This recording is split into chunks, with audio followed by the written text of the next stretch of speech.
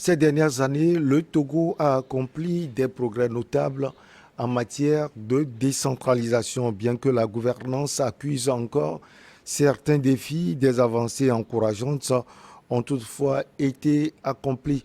On va parler de l'expérience de cette décentralisation au Togo et les impacts depuis le début avec le maire de Yoto 3, Degwe Kokou. C'est un plaisir de l'avoir sur ce plateau puisque c'est la première fois. Monsieur le maire, bonjour, vous allez bien? Bonjour, je vais bien. C'est un plaisir de vous avoir sur ce plateau. Merci. Alors, en 2016, le Togo a adopté un calendrier pour la décentralisation dans le pays. Et depuis l'adoption de ce calendrier jusqu'alors, où on constate, comme l'introduction l'a indiqué, des avancées dans cette décentralisation au Togo, qu'est-ce que, en tant que maire de Yoto 3, vous pouvez nous dire?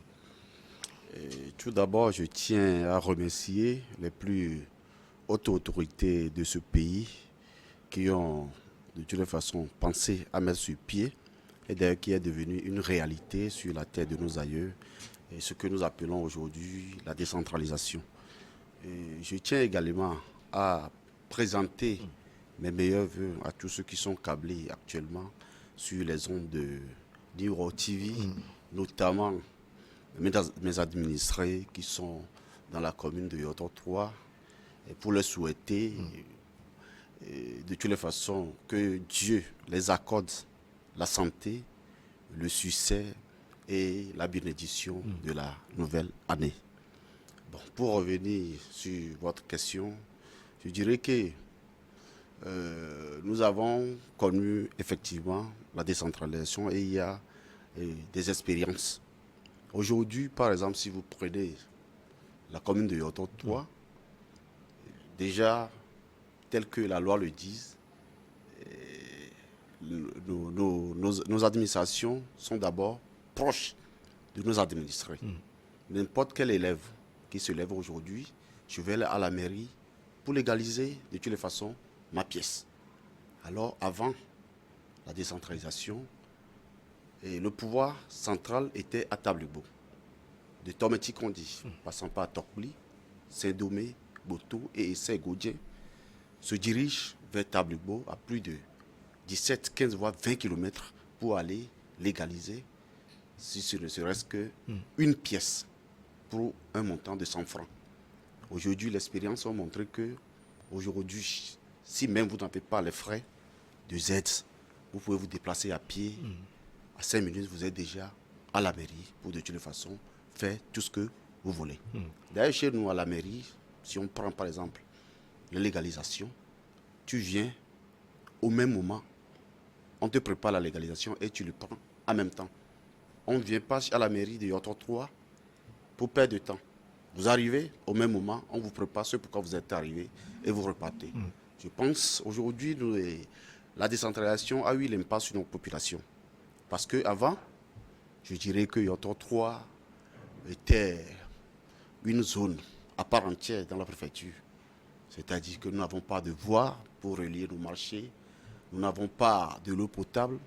Aujourd'hui, grâce à la décentralisation, c'est pourquoi je tiens d'abord à remercier le chef de l'État à travers tout son gouvernement qui ne cesse de nous apporter chaque fois les soutiens du gouvernement et notamment le ministre de la décentralisation qui organise chaque fois à l'intention des maires et des conseillers des formations qui ont de toute façon rehaussé un tout petit peu notre niveau dans l'exercice qui nous est confié.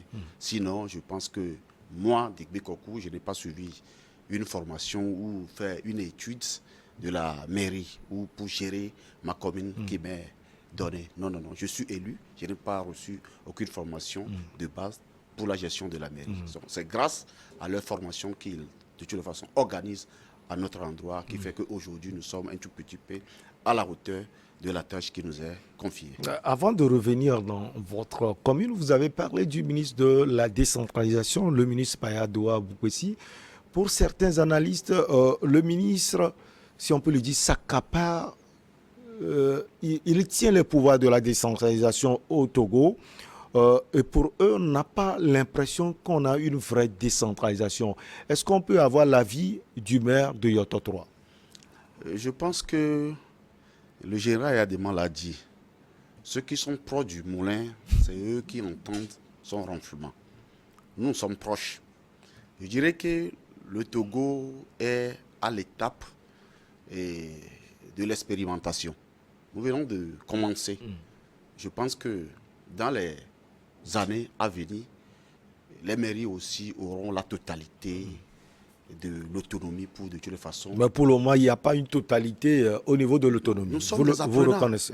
Nous sommes des apprenants. Nous ne maîtrisons pour le moment, nous ne maîtrisons pas tout. Nous ne maîtrisons pas le contour de tous les tests, s'il faut le dire ainsi.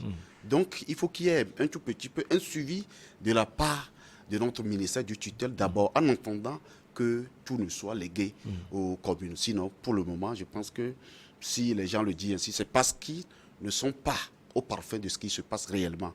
Sinon, moi, je dirais que je n'ai jamais subi de pression ou de persécution dans l'exercice de mes fonctions depuis que j'ai pris fonction à la tête de cette commune. Donc, vous parlez plus de suivi et non de pression et non d'accaparement. Non. Je pense que c'est un suivi pour que les choses aillent mieux.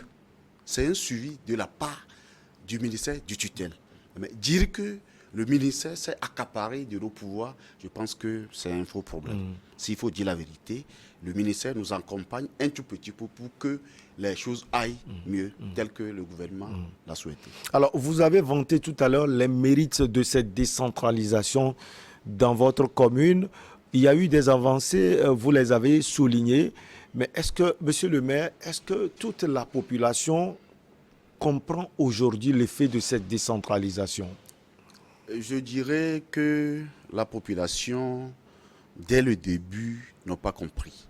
Parce que vous savez, dès le début, il y a des délibérations de création des tasses par-ci, par-là, qui ont étouffé un tout petit peu nos administrés.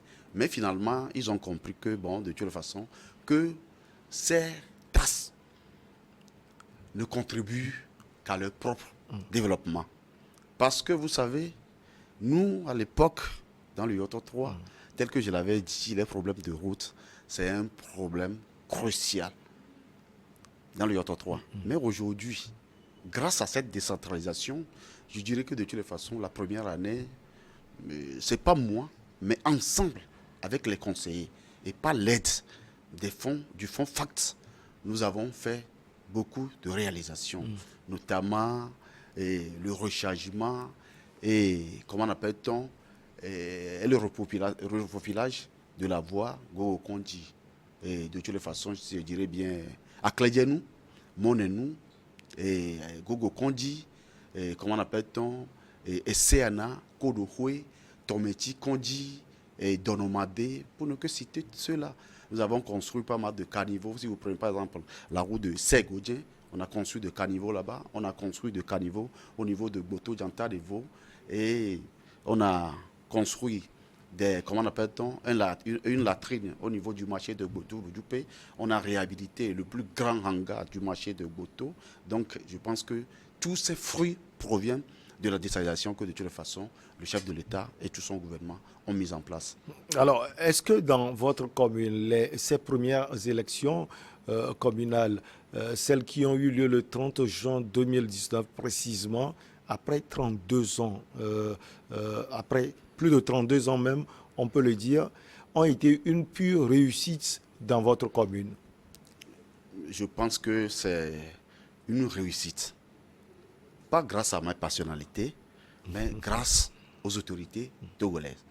Grâce à la compréhension, à l'harmonie qui est entre nous, les conseillers de la commune de toutes les façons, je peux dire ainsi, de Yoto 3, et grâce à nos administrés qui ont compris que de toutes les façons, le développement de notre commune ne provient pas du maire, ni du bureau exécutif, ni du conseil communal de Yoto 3, mais de tout le monde qui participe de toutes les façons à la construction de cette nouvelle commune.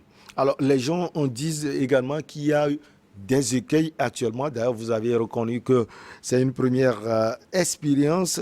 On parle de la répartition des rôles et des tâches entre les différents échelons de l'administration publique. Est-ce que ça existe vraiment? Oui. Des écueils se trouvent à ce niveau? Non, il n'y a aucun problème à ce niveau. Au niveau de la répartition, il n'y a pas de problème Il n'y a pas dans de Yoto problème. 3. Non, non, non, il n'y a pratiquement pas de problème. Est-ce que vous avez écho des nouvelles, vous avez des nouvelles d'autres mairies? Oui, effectivement, il y a des problèmes dans des communes sœurs, dont je ne peux pas citer leur nom ici, mais tout ce que je peux dire, nous sommes appelés à répondre aux aspirations de nos administrés. Il est vrai, nous sommes des conseillers ici de différentes formations politiques, mais je pense que l'idéal, c'est de penser à répondre aux je dirais bien, aux aspirations de nos administrés. C'est la raison pour laquelle nous sommes appelés. Nous ne sommes pas là pour des querelles. De grâce, je voulais lancer un appel par cette question à tous les conseillers qui sont câblés actuellement ou qui auront à suivre l'émission peut-être après, que le rôle pour lequel nous sommes appelés, c'est d'être ensemble pour développer nos zones. Seul le chef de l'État et son gouvernement ne peut pas avoir les yeux sur tous les coins et recoins de ce pays. C'est pourquoi ils ont mis en place la décentralisation pour qu'il y ait de relais au niveau de toutes les communes togolaises. Mais maintenant, si au niveau du gouvernement, le chef de l'État et son gouvernement s'entendent bien, pour venir aux admirations du Togolais, il faut que nous aussi, qui sommes des conseillers, nous cultivons l'esprit de tolérance, de vivre ensemble pour que ce pourquoi nous sommes appelés soit une réalité au niveau de nos communes. Pour certains également, les acteurs souffrent d'un manque de compréhension concernant la mise en œuvre de la décentralisation. On peut comprendre, c'est la première expérience. Je dirais que c'est une réalité. C'est une réalité parce que dès notre prise de fonction, en même temps, il y a des incompréhensions parce que nous sommes ici de différentes formations politiques. Oui, il est de ci, il est de ça, mais sans oublier que non, le rôle, ce n'est pas à faire des formations politiques. Le but pour lequel nous sommes appelés, c'est de développer nos territoires de compétences. Bon, c'est pourquoi je tiens d'abord à remercier le ministre de tutelle qui a organisé beaucoup de formations à l'endroit de nos conseillers et maires que nous sommes. Et finalement, les choses ont commencé par rentrer en ordre. Vous n'êtes pas la première personne à dire cela. Alors, ces débats ou bien ces combats entre partis politiques, on les voit au niveau des communes. Oui. C'est vrai. Le combat, c'est à quel niveau? Au niveau de la manière de faire le travail, les divergences se trouvent à quel niveau, monsieur le maire? Je pense que ce n'est pas ça. Parce qu'il n'est pas de ma formation politique, nous ne sommes pas de même bord. Donc s'il veut faire telle chose, même si c'est un bon acte, il faut que je mette les bâtons dans son roue pour qu'il n'évolue pas. Parce que peut-être de toutes les façons, ce n'est pas moi qui suis à la tête, c'est lui. Quand ça réussit, on dira que c'est lui qui a fait ci, c'est lui qui a fait ça. C'est ça qui a fait qu'au début, donc ça ne marchait pas. Donc finalement, on a commencé par nous entendre, on a commencé par travailler ensemble et cela est dû à des formations répétitives que nous avons reçues.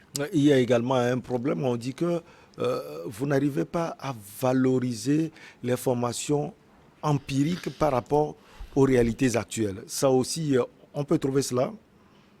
Bon, les réalités même. Il y a certaines réalités parce que, bon, vous savez, nous n'avons pas un même degré de compréhension. De compréhension. Oui, oui.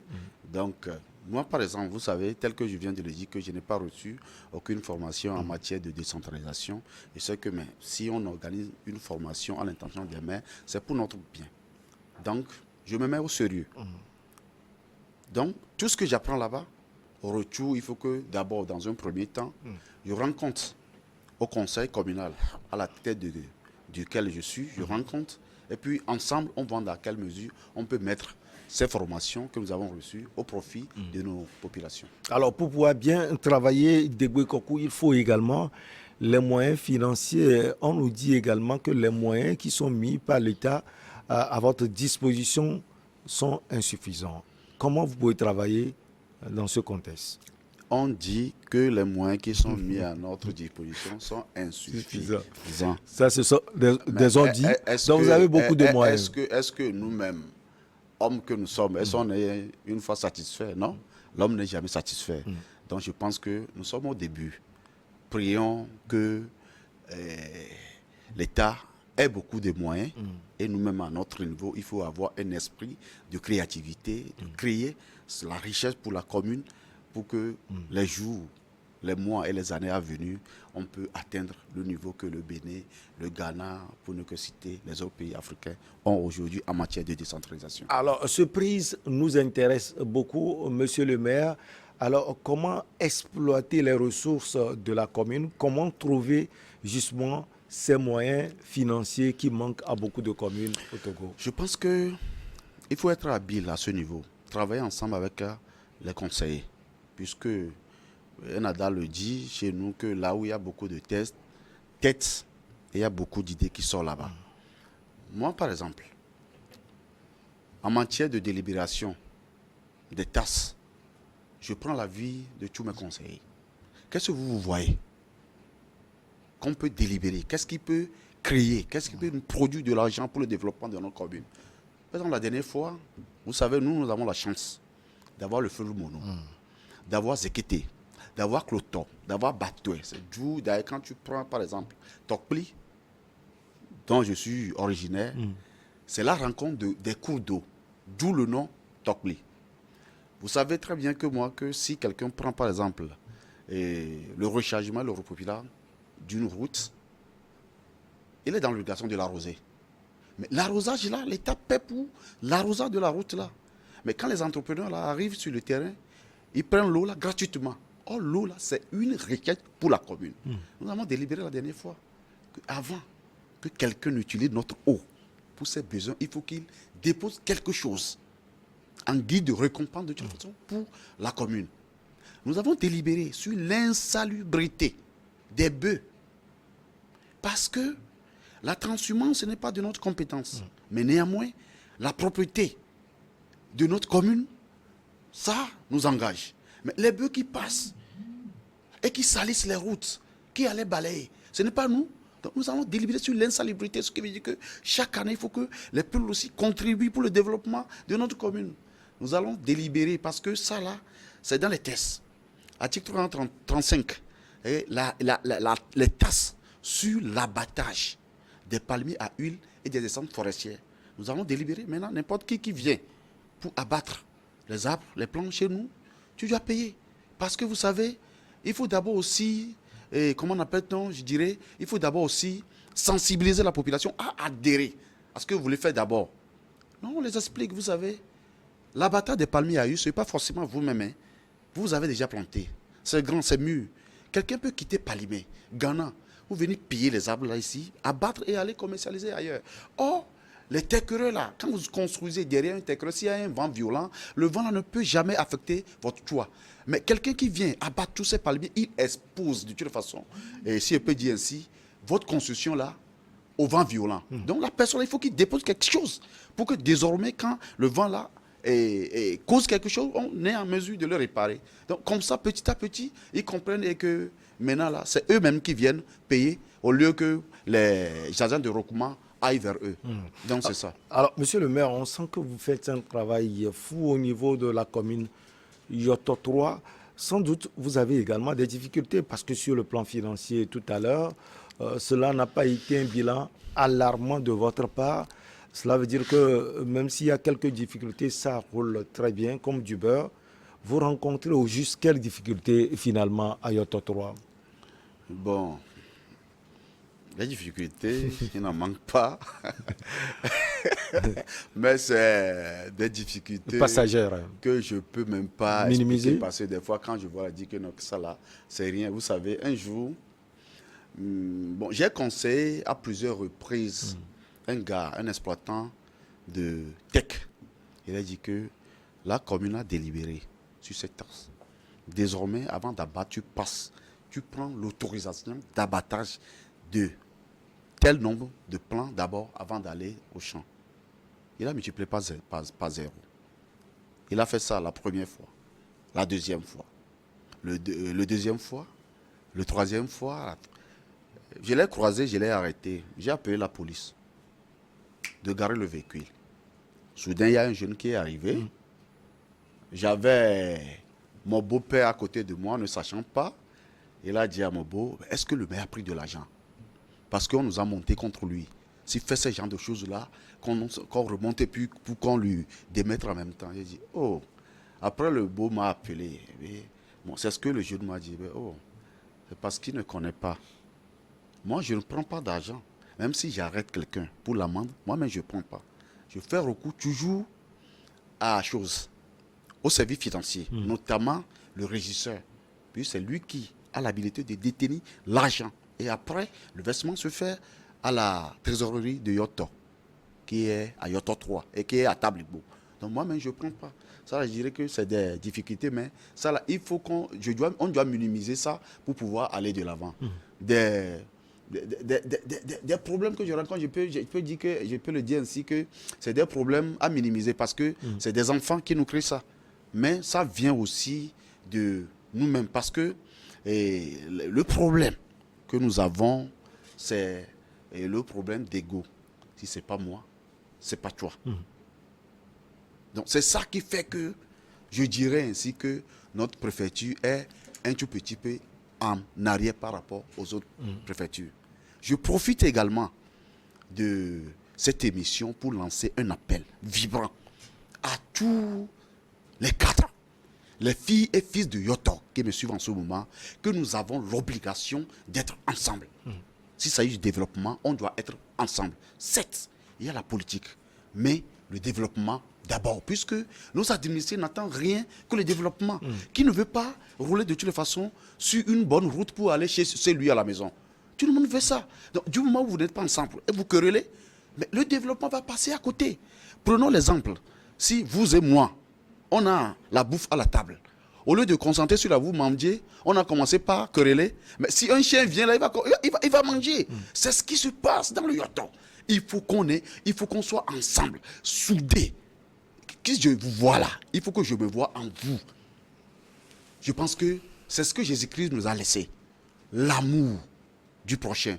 Je pense que si, cette année, nous commençons, c'est d'ailleurs ce pourquoi nous avions organisé, en collaboration avec des pasteurs de Yoto 3 à l'étranger, avec des pasteurs qui sont à la base, nous avons organisé une séance de prière le dimanche passé, en l'intention de l'unicité des filles et filles de Yoto 3, d'abord des filles et filles de Yoto, et enfin pour tout le Togo entier.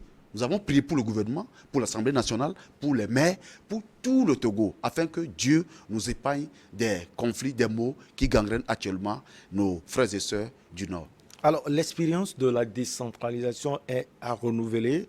Cette année même, c'est une année d'élection au Togo.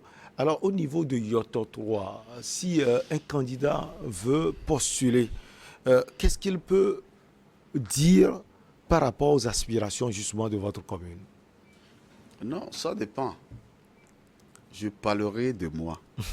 Si, de toutes les façons, ma formation politique me désigne en tant que candidat, je parlerai de moi seul. D'ailleurs, aujourd'hui, je ne suis pas encore en campagne. Je suis en émission avec vous. Donc, pour le moment, j'attends que les campagnes arrivent. Et pour dérouler. Pour dérouler de toute façon mon programme. Par rapport aux acquis de la première expérience, bien sûr. Bon, je ne vais rien dire pour le moment. Alors, est-ce que vous avez des contacts avec d'autres communes? Parce que c'est aussi important, j'allais dire, d'avoir des échos de ce qui se fait ailleurs pour pouvoir éventuellement l'expérimenter chez soi. Je pense que nous, les maires, nous appelons pour prendre des conseils. Par exemple, si vous savez que il y a une commune qui vous a dévancé en termes de délibération ou d'expérience, vous l'appelez pour avoir les conseils. La dernière fois, on était en conseil quand j'ai appelé le maire de Golfe 1, M. Gomaro, parce que nous voulons créer de toutes les façons le service technique. Donc, il va falloir qu'on ait des renseignements d'abord. Donc, je l'ai appelé pour lui demander ses sages conseils et il n'a pas hésité à me les donner avant qu'on ne passe à l'acte. Quelle est pour vous la commune référence? Bon, je dirais, tel que je viens de donner le nom du maire, là, je prends la commune de Golfe 1 pour quand même la référence. Vous l'appelez souvent le maire pour Oui, avoir des conseils je l'appelle et souvent. en retour? Et j'appelle aussi vos trois, puisque lui, c'est un ami. Les gens nous appellent souvent des jumeaux, puisque nous avons une même taille, un même teint. Et puis, comme, bon, je dirais, je suis son beau aussi. Donc, ça passe vite. Oui, ça passe vite. La ressemblance est nette. Vraiment. Alors, nous sommes presque à la fin de notre entretien. Monsieur le maire, Degwe Kokou, vous avez sans doute des messages à envoyer aux Togolais, des messages à envoyer aux autres maires et surtout des messages à envoyer à la commune Yoto 3. Avant de revenir sur la question, je dirais que j'ai cité pas mal ce que nous avons fait comme réalisation, mais nous avons aussi des perspectives d'avenir. Nos perspectives d'avenir, c'est de créer d'abord une confiance entre la diaspora de Yoto 3, qui sont actuellement à l'étranger, en Europe ou à Lomé, parce qu'il y a une crise de confiance entre eux et la population à la base. Nous voulons aussi créer des débouchés pour faciliter de toutes les façons les activités commerciales de nos administrés. Nous voulons faire en sorte que d'ici 2030, tel inscrit dans l'agenda gouvernemental, faire en sorte que notre commune soit une commune de toutes les façons verte. Nous voulons aussi former nos mamans, nos femmes pour être en coopérative afin de créer pas mal de choses pour notre consommation locale. Nous voulons aussi lutter contre l'utilisation abusive des herbicides, des insecticides et des produits chimiques qui nuisent gravement à la santé de nos populations. Parce que nous ne sommes pas appelés seulement pour construire des écoles, faire des routes, mais nous devons aussi veiller pour que nos administrés soient de toutes les façons en bonne santé.